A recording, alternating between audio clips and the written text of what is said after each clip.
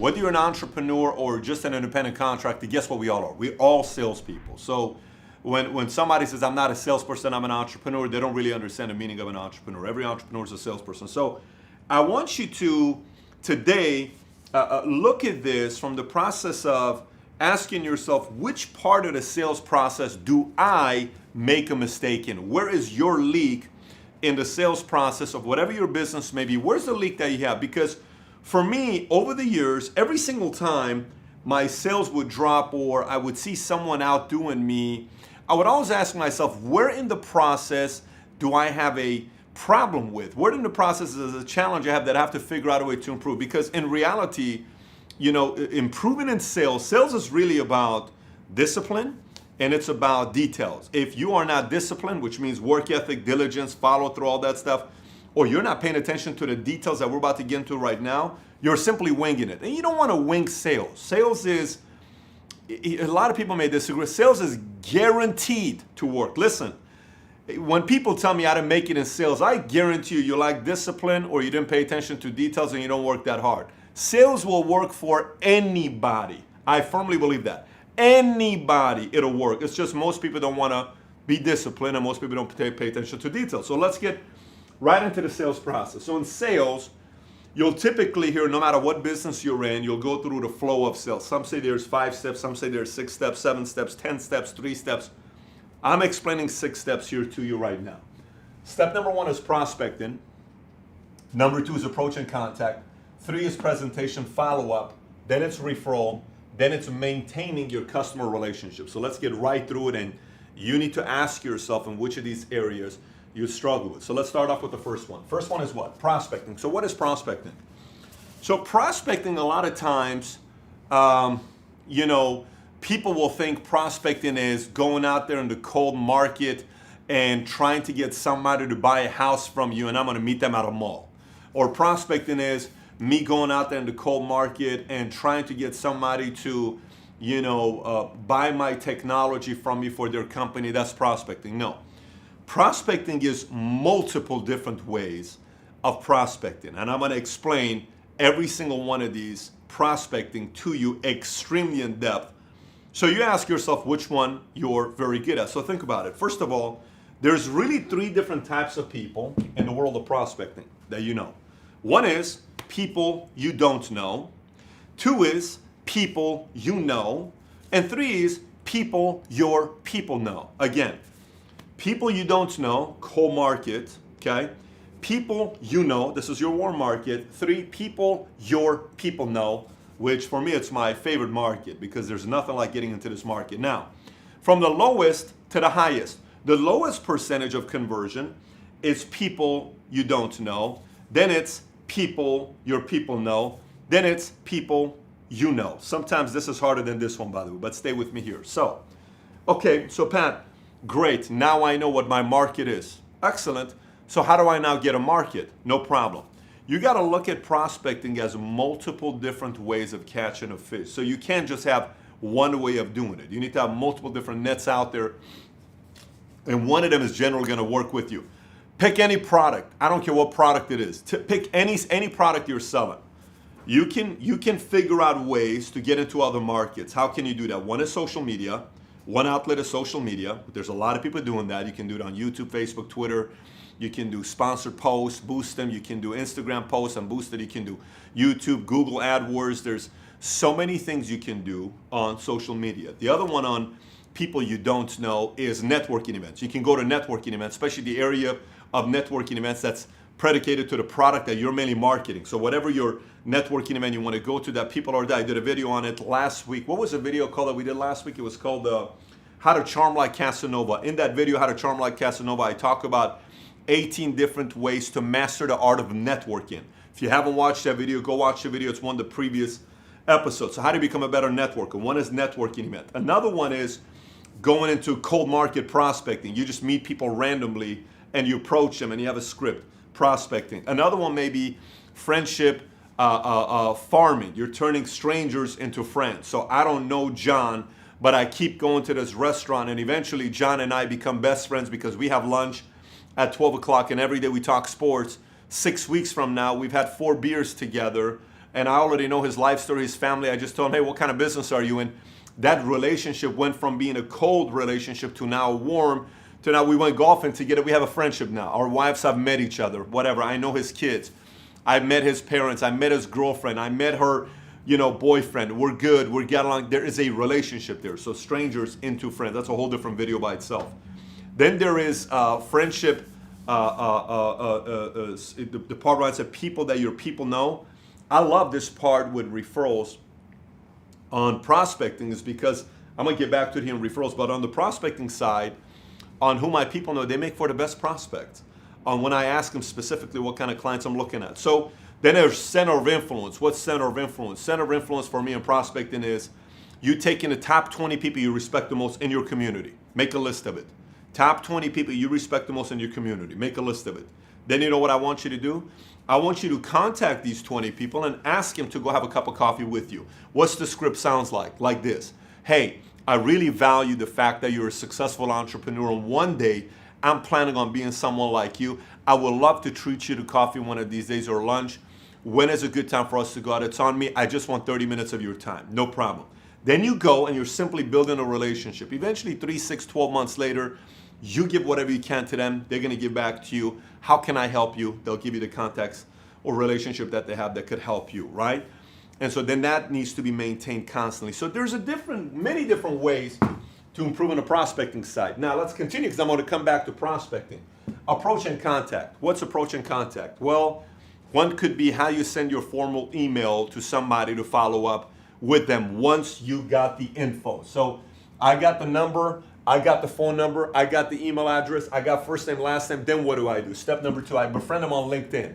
Then on LinkedIn, I send them a message. Or if I already have their email, I send them an email and I say, hey, it was a pleasure meeting you earlier today.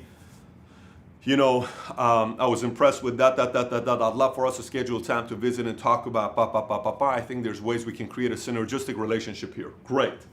So that's the approach and contact. What is that script that you have for this? Then there's a phone call script. What script do you have? I mean, I can tell you, I sold Bally's memberships back in 1999. That was what, 17 years ago we're talking about? I know the script till today. Here's what the script sounded like. So somebody calls in and they would call it a telephone inquiry. They put it on hold, they would say, TI line 1. You would pick up. Thank you for holding. How may I help you? Yes, I'm calling to get more information about a gym. No problem. You called at a great time. By coming in today, you can get started as low as $5 down, and a monthly membership would only break down to be a few dollars, $6 to $8 a week. By the way, what are some of your fitness goals? Are you trying to lose weight, tone up, or increase energy? I want to increase energy. Are you currently working out at a gym? I'm not. What is your current routine? How far do you live from here, et cetera, et cetera? Let me give you a virtual tour of what our gym looks like. That's exactly the script. And then it would go into schedule and time for you to come in. It was a script. It worked. Now, obviously, most people say, I don't like scripts. Look, my body and your body is made up of skeletons that's generally the same, okay? You may have longer legs, you may have shorter legs, you may have bigger feet, smaller feet, you may have bigger hands, smaller hands, bigger torso, wider shoulders, smaller head, bigger head, skin. It doesn't matter. The skeleton is generally the same. It's the body and the skin outside that may be a little bit different. You need a script, and then from there you can add your personality to it. But there needs to be a script. So do you have a script for your approach and contact once you get this in email, Facebook, LinkedIn, call? Do you have that? If you don't, that is a leak. You need to have that. 3, presentation. So a lot of times, believe it or not, out of all these things, you know what's the one thing most people are very, very good at? Is presentation. Why? It's the easiest one. Anybody can present. It's so easy to present. Oh, I know everything about our presentation, but how come I'm not making a lot of money? Because this doesn't make you money. This doesn't make you money. This is very easy to do. This doesn't mean you don't need to be good at this. This is very important, but it's the easiest one to do. It ain't that hard to learn how to give the presentation. So what are some leaks on presentations that you'll generally see? Oh my gosh. If you catch yourself in a presentation, it's a sit down with a business owner. It's a sit down with a client at the kitchen table. It's a sit down with them coming to your office. It's a sit down with a product you're selling. It's, furniture, and they want to furnish their house, whatever it is. If it's a lot of talk, no one cares. You've lost them, okay? I would watch people's presentation. Carriers would come and they would say, hey, let me tell you about the history of our company. And I specifically said, look, I just want you to know You've been on since 1886. I'm very impressed. What are we going to do here? Here's what I'm looking for. No problem. So don't be the person that goes for 17 minutes. You know the history of our company for 30 seconds? Maybe. 7 minutes? Too long. Brief. It's all about a good presenter is very good at asking questions. So tell me what's important to you? What's important to them? What do you think about this? What do you think about that? How about this part? What do you think about that? What do you think about this? Is this important to you? How do you feel about it? How do they feel about it? How does your wife feel about it? How do your customers feel about it? Is that something that's important to you? Between 0 to 10, what would you say it is? It's questions that you're asking on the presentation. If it's too many statements without questions, you're not a good presenter. A good presenter is somebody that's also asking questions because you're getting to find out about who? Them. Sales is so simple. Sales is so easy. If you simply looked at the customers as you, this is how I like to sell. I look at you as the customer and I ask myself, if I were you, what would I buy and what would serve you if I'm you? And so I say, look, if I were you, I would need this based on this that you told me. And I would need a little bit of this based on that you told me. Even though you have this right now, you're paying this much for it right now, I don't think you have a need for it because you told me this. So here's what I propose we do. I said we start with this, you can drop this, and that's good for starters. And 12 months from now, let's revisit to see what we can do. What do you think about that? Great. Any questions? No. Let's get the paperwork started. Very simple, right? Presentation is questions and knowing your craft, knowing your product, and generally not BSing people when you don't know what you're talking about. Next is follow-up. Okay. Remember how I said 2 things is the reason why people don't make money in sales? What was one of them? Discipline. Guess what this is? 100% discipline. This is nothing more than discipline. It's nothing more than discipline. I talked to you about the other D, which was what? Details. So why is discipline and details important here? Well, details is very important because if you're following up with me as a customer and you don't remember our conversations, details that we had the first time, it tells me you don't pay attention to things. You're just trying to get the money, okay? But if you do have the discipline to follow up and you do remember the specific details of what I told you the first time you and I had a 7-minute conversation, I'm very impressed. You value my time. I'll do business with you because it's details and it's discipline. Make sense? So follow up, the biggest sales, the biggest commission checks, the most profitable opportunities that I've had in my career as an entrepreneur typically happened after I reached out to the customer or the person, I don't know, 7, 8, 9, 10 times. I mean, God knows how many times I reached out to certain people before I made the sale because it was follow-up. But here's what I did know. I had very simple scripts that I would use when I'd leave a phone call. This is what my call would sound like. I would say, hey, John, Patrick, right now is not a good time. I'm just really not interested right now at this phase of my life, Perfect. There's 2 ways I can react to that. I'm rejected, or my other question is what? John, would you mind if I followed up with you 6 months from now, maybe in somewhere around February? Would that be okay with you? You know what, Patrick? That's not a problem. Excellent. Well, listen, John, since I'm not going to talk to you between now and then, happy Halloween, happy Thanksgiving, and happy holidays. And I'll talk to you in February. Hopefully before Valentine's Day, so I'll be able to wish you a happy Valentine's Day. I like your attitude, Patrick. Okay, take care, John. I'll talk to you in February. Bye-bye. Make a note, add details of what to bring up, daughter, son, family, friends, etc., etc. You add the details, then you call in February. In February, if they don't pick up, here's how I leave a message. John, this is Patrick giving you a call.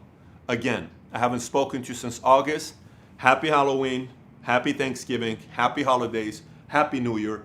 And I'm hoping I can wish you a happy Valentine's Day because it's a week away from now. But look, I know you had a thing going on with your daughter in November. Her wedding was coming. I just wanted to call you. I'm sure you thought I forgot about you. I haven't forgotten about you. I'm looking forward to seeing that this is a good time for us to do something. Something special has just come up with what we're offering right now with our products. I'd love to tell you more about it. What's the best time for us to call? Here's my phone number again. But I left a message. Whether he calls me back or not, it's irrelevant. Discipline details he's impressed. Then I'm going to call him again 2 to 4 weeks later until I get a hold of him. Then again, if he tells me not interested, John, would you mind if I called you 6 months from now? Not at all, Patrick. Great. I will call you in August. So between now and then, guess what? I know this sounds, some of you maybe listening to this and, oh my gosh, Pat, are you really like this? Yes, because this works. Sales is so easy, my gosh. This is absolutely, I am amazed when some people are not making $250,000 a year selling. This is the easiest thing you'll ever do. But if details and discipline is really what it's all about. So follow up next, referrals. What's referral? So a lot of times, think about it this way. A lot of times, in sports, you ever seen when, one of these guys shoots the basket like a Nick Young? I don't know if you guys know who Nick Young is. He played for the Lakers. I don't know why the Lakers ever signed him. It's because there was nobody on the league for them to sign. But they signed Nick Young. Okay. So he's got a decent shot. So there's this one time in the game, he shoots the three-pointer and he turns around like that and is walking away that he's so confident. Guess what? The three's going to go in. It doesn't go in. He looked like a fool. It was an ESPN highlight, right? And if you go on YouTube and type in Nick Young, missed three-pointer, turn around, you'll see the video. It's so embarrassing. Some salespeople are like that. They go in and they close the deal. I got the signature, everything, man. This is so cool. And they walk out and they forget.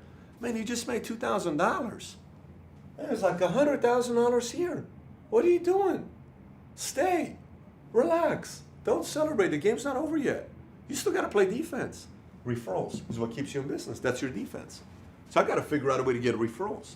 So then the next leak is referrals. How many referrals do you average per client? How do you ask for referrals? What is your referral script? Do you have a referral script? When do you ask it? Do you prepare them? Or do you all of a sudden say, surprise, I want referrals? Or do you say in your presentation, John, I hope you understand, the way I make my living, I don't earn a salary. I simply make a living based on referrals. So referrals is my main source of keeping me in business. And I hope that I earn your trust to the point where you're comfortable. Maybe later on we meet or later on in the presentation, if you feel good about what I have to offer to you, you're comfortable giving me referrals, right? If it makes sense. Yeah, of course, sure. You agree. No problem. Boom. Then at that presentation, I say, hey, do you remember when I told you earlier or last time we were together that my business was purely on referrals?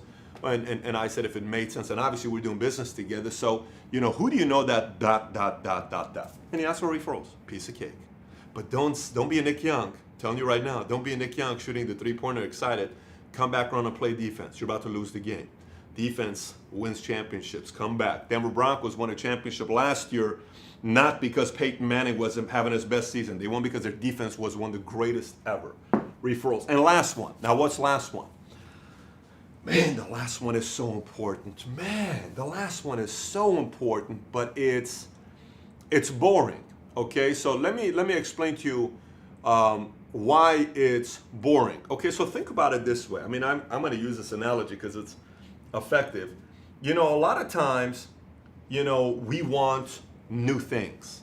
We want a new girlfriend. It's kind of cool, man. A new girlfriend, a new boyfriend, a new, new, everything is new. I want a new, okay. And then what we don't realize is, the most powerful things that have ever been built. We want a new industry, new product to sell. It's so exciting. The most powerful people in the world, salespeople, business people, leaders, influential, they generally chose one route and they stuck to it. And they maintained that industry, that relationship. So maintaining your customer relationship, this is when you go into, saint status type of figure. If you know how to maintain relationships. What do I mean by maintaining relationship? To me, I love to maintain people that stay with me for a very long time. Strong team is very important to me. So my job is to make sure the company is doing very good.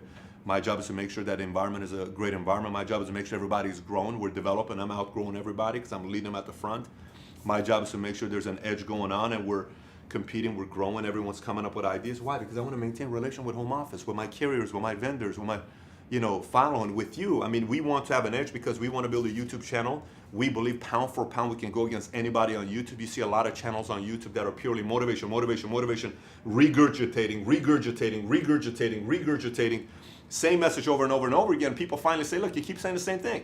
We don't want to be that channel. We want to have 1 million subs on YouTube because we have plans of what we want to do to influence people around the world to make a decision to realize happiness is linked to being an entrepreneur. Because you're part of a community, and it's just kind of cool to have some kind of an ownership of what you're doing. There's a certain sense of excitement that comes from that. So I want to help more people become entrepreneurs. Whatever you're doing, this is what matters. You matter to me. You're important to me. I listen to you. I got an email, I got a letter here. I get gifts all the time, and if I talked about the amount of gifts that I get, I'd be here for a long time. But I get a lot of people that also say, Patrick, I want to take you out to lunch. I want to take you out to coffee. I don't have time to say that to everybody. It's very, I'm grateful for the messages, don't get me wrong, but I just don't have the time to do any of that stuff right now. I got 3 kids. My traveling is hectic. I'm running a company. We got a lot of things going on. But I was very impressed with this letter I got from an attorney from New York. And I'll read it to you, and I'll give him some love with his first name, and then I'll tell you the approach he took. This to me is impressive. This is a prime example. We get fan mail all the time. All the time. We get people that stop by and visit, and they'll say, Pat, I'm in town. You have to say yes. I just want to meet you for 5 minutes and shake your hands. Great. They'll come up. We'll shake hands as long as nothing is too creepy. Great. We'll meet them. We get some random strange things that happen here, and we got a lot of guards and all that stuff to make sure we protect it. But I was so impressed by this letter. And so he's an attorney out of New York, John. I will give you a love, John, and you know who you are. It's a law firm out of New York, Astoria, New York is where he's out of. So John, if you're watching this, you know exactly what this is. I want to read it to you. I want to read you his letter, and he's got 2 cigars here for me, and this is not a regular cigar. He sent me a nice, I want to say it's Cifuentes, I think it is, right? Is that what it is? Yes, Fuentes. Yeah, it's a Fuente cigar. Okay, good. So it's a decent cigar, nice cigar. Thank you, John. Here's how the letter sounds like. I have been watching your YouTube channel for a few weeks, and yes, I subscribe. Thank you for the sub. I have infrequently watched various speakers over the years, and they were simply there. You, however, were presented, and you made me present. You were able to grab my attention and hold it. It was so much your words or your plethora of books on the wall, but it was your energy, and your voice isn't annoying. Family consensus. Well, I appreciate your family consensus. Apparently somebody said the other day, I can't listen to his voice. He sounds like a porn star, which I've never been called a porn star before for my voice. I don't even know what a porn star sounds like, but apparently I have that voice. Okay, now don't get distracted. Come back. I want to continue with the letter. And then he says, I now mostly watch your videos with my wife and children. As you, I work with my wife, and I believe we equally share the belief that we aren't simply parents, but responsible for assuring our children are leaders and not cattle. Towards the end, in addition to other books, I make sure that my eldest child, 10 years old, reads certain books so that he may have the opportunity to understand at an early age trials and tribulation that he will face in life as he journeys to fulfill his dreams, instilling in him, I hope, the belief that he can accomplish his goals through helping others, providing them, emphasizing that others must perceive the value or there is none.